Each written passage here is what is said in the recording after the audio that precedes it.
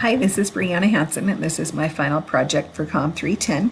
This is the Styles and Smiles, a family salon website. They are a business in Rexburg, and they currently don't have a website. They use a Facebook page.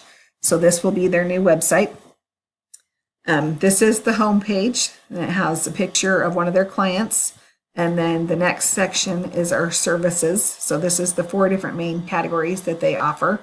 And you can click on each of those and find out more about services and prices. The next section is book an appointment. It talks about how easy it is to book an appointment online, and then has a button that takes you directly to a third-party page she already had, so you can just book an appointment right then.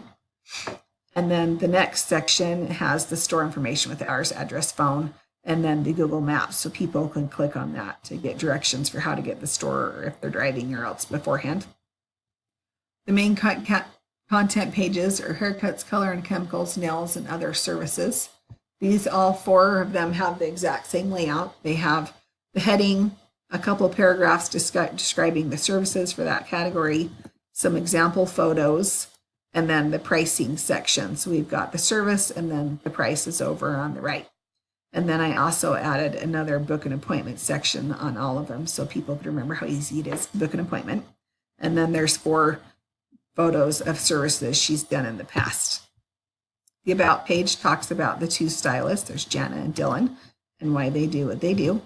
And then the Contact Us page has an interior photo with the contact form and the store information again.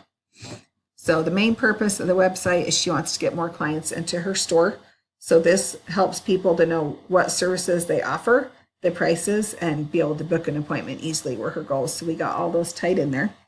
The main design decisions was I wanted people to be able to click on the link. So this is a link when you're on a large or a small screen so that you can actually click on it and call the store. And then a link to the Facebook page.